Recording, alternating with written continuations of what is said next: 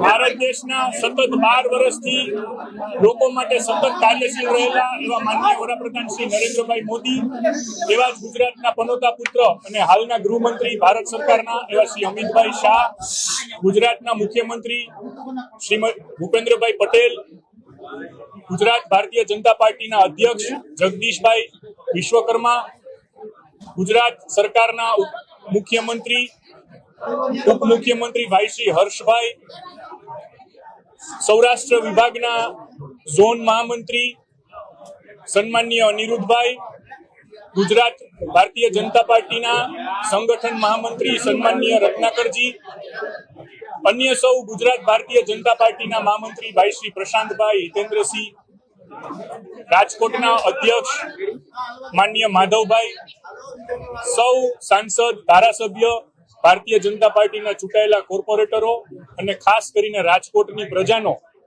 આ તકે હૃદયથી આભાર માનું છું. ભારતીય જનતા પાર્ટી અને રાષ્ટ્રીય સ્વયંસેવકના સંઘના સંસ્કાર નાનપણથી જ મારા પિતાશ્રી ચિમનભાઈ શુક્લને જોઈને બહુ સાહજિક રીતે આવ્યા છે.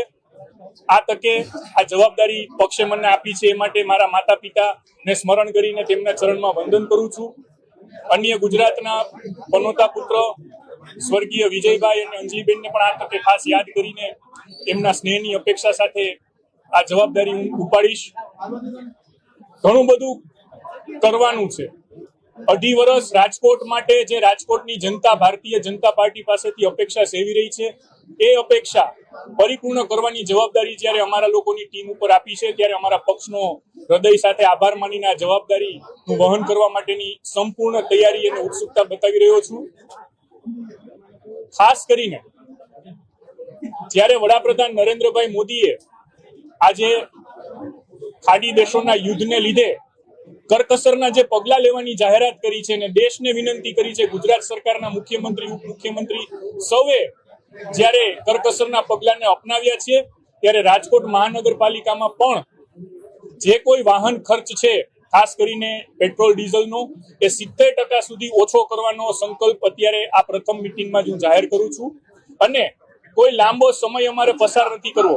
હમણાં જ અત્યારે સ્ટેન્ડિંગ કમિટીની મિટિંગ પતે એટલે રાજકોટના કમિશનર સહિત સૌ ઓફિસરોની મિટિંગ બોલાવેલ છે.